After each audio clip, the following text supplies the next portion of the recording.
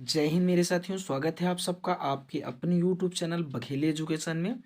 मेरे साथी, आज की इस वीडियो में मैं आप लोगों को कक्षा 10वीं एसएसटी सोशल साइंस में सामाजिक विज्ञान के अंतर्गत आने वाले समस्त इंपॉर्टेंट क्वेश्चंस को बताऊंगा मेरे साथी, जो कि लड़के बोर्ड का एग्जाम देने जा रहे हैं। मेरे साथी, मैं बता दूं कि एसएसटी का जो हमारा पॉलिटिकल पार्ट है ना, जो हमारा राजनीति पार्ट है, उसमें मेरे साथी अध्याय 13 सत्ता की साझेदारी, ठीक है ना, इसके अंतर्गत आने वाले समस्त इंपॉर्टेंट क्वेश्चंस को मैं आप लोगों को बताऊंगा।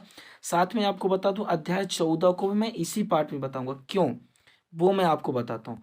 क्योंकि इस अध्याय से टोटल आएगा 2 नंबर का क्वेश्चन। वो दोनों रहेंगे एक एक नंबर के ऑब्जेक्टिव।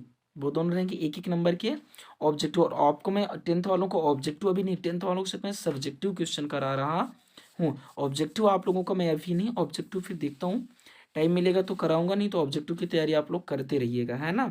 चलिए ले लो, कोई बात नहीं है। 12वीं का ऑब्जेक्टिव भी चल रहा है, 12वीं का ऑब्जेक्टिव लाइव चल रहा है ना।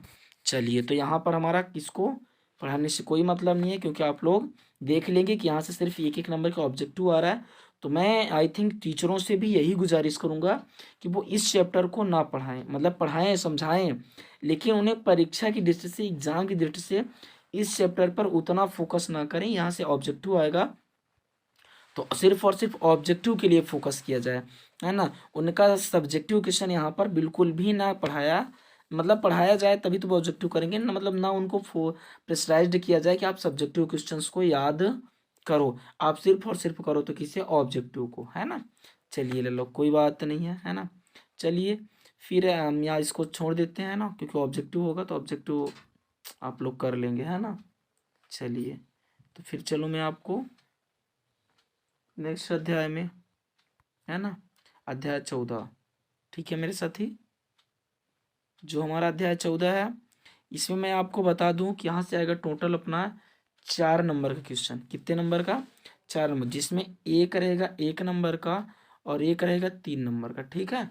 तो यहाँ से हम 3 नंबर वाले क्वेश्चन को पढ़ेंगे अध्याय 14 के अंतर्गत, जो क्या था, संघवाद है। क्या है? संघवाद। तो चलिए ले लोग, हम देख लेते हैं अपनी इस क्वेश्चन को, ठीक है। यहाँ पर हमारा पहला क्वेश्चन क्या आता है, अधिकार क्षेत्र क्या है, ये नहीं आएगा 3 नंबर में, ठीक है। गठबंधन सरकार से क्या आशा है, ये आ सकता है ना, गठबंधन सरकार से क्या आशा है, ठीक है। तो इसका आंसर देख लीजिएगा, ये आंसर इसका है ना, आंसर देख लीजिएगा, ठीक है। भारतीय संघ में कितने राज्य तथा कितने संघीय क्षेत्र हैं, ठीक है। इसको देख लीजिएगा, थोड़ा सा आपकी जानकारी के लिए है, एग्जाम में नहीं आएगा, ठीक है। भारतीय संघ का गठन किस सिद्धांत पर हुआ, ये भी नहीं आएगा। शक्तियों के बंटवारे के संबंध में कोई विवाद होने पर फैसला कौन लेता है, ये भी आपके एग्जाम में नहीं आएगा, ठीक है। भारत की संघीय व्यवस्था, ये आएगा, है ना। भारत की संघीय व्यवस्था में ब्रिजमैन से मिलती जुलती एक विशेषता और उससे अलग एक विशेषता बताइए, ठीक है। तो इस क्वेश्चन को देख लीजिएगा, ये क्वेश्चन आएगा आपके एग्जाम में, ठीक है ना। अगला है 1992 की संविधान संशोधन के पहले और बाद की स्थानीय शासन के 2 महत्वपूर्ण अंतरों को बताइए, ठीक है। तो ये क्वेश्चन आपके एग्जाम में आएगा ही आएगा, ठीक है, पढ़ लीजिएगा, है ना। चलिए लोग, चलिए अगले क्वेश्चन की ओर। राष्ट्रीय शासन, संघीय शासन व्यवस्थाएं किस प्रकार से गठित होती है, ठीक है। तो इस क्वेश्चन को देख लीजिएगा, इंपॉर्टेंट है ना। चलिए लोग, फिर चलें अगले क्वेश्चन को, और हम चले। भारत में बड़े स्तर पर सांस्कृतिक क्षेत्रीयता और धार्मिक विभिन्नताएं हैं, लेकिन फिर भी यहाँ लोगों के बीच एकता है। इसके लिए कौन से कारक उत्तरदायी हैं, ठीक है। तो इस क्वेश्चन को भी देख लीजिएगा, नहीं, इंपॉर्टेंट है, ठीक है। अगला है, एकात्मक शासन का अर्थ स्पष्ट कीजिए। एकात्मक शासन का अर्थ, मेरे साथ ही किसका अर्थ पूछा जा रहा है, एकात्मक शासन का अर्थ, है ना, एकात्मक शासन का अर्थ, ठीक है, आएगा। फिर एकात्मक शासन के दोष, दोष भी आ सकता है, ठीक है। 3 नंबर का क्वेश्चन है, 3 ठो आपको याद ही कर लेना है, ठीक है ना। चलिए ले लो, कोई बात नहीं, ठीक है।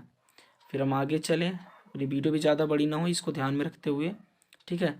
केंद्र और राज्यों में सत्ता का विभाजन कैसे हुआ, उदाहरणों से समझाइए। 3 नंबर का क्वेश्चन है, बड़े आराम से क्वेश्चन आ सकते हैं ना, 3 क्वेश्चन को भी कर लीजिएगा, ठीक है। संघीय व्यवस्था की महत्वपूर्ण विशेषताएं क्या है, आपको कोई भी 3 विशेषताएं पढ़ के जाना है एग्जाम में, ठीक है। चलिए कोई बात, भारत के केंद्र सरकार संबंध पर टिप्पणी लिखिए, नहीं आएगी, ठीक है। भारत की भाषा नीति भी नहीं आएगा। फिर अध्याय 15 बस मेरे साथी। इसके बाद जो मैं आपको बता रहा हूँ बस उतना ही आपके एग्जाम में आएगा, है ना। ठीक है, 15 भी कट है ना। तो नेक्स्ट वीडियो में आपको 15-16 करा दूंगा, ठीक है। तो नेक्स्ट वीडियो के लिए आप लोग चैनल को सब्सक्राइब कर लीजिए अगर नए हैं तो, है ना। और अगर आप बेल आइकन नहीं प्रेस किए तो बेल आइकन प्रेस कर लीजिए, जिससे हमारा टाइम टू टाइम आपको नोटिफिकेशन मिल जाए। चलिए मेरे साथी, फिर मिलता हूँ आप सबसे एक और नई वीडियो में। तब तक के लिए जय हिंद, वंदे मातरम।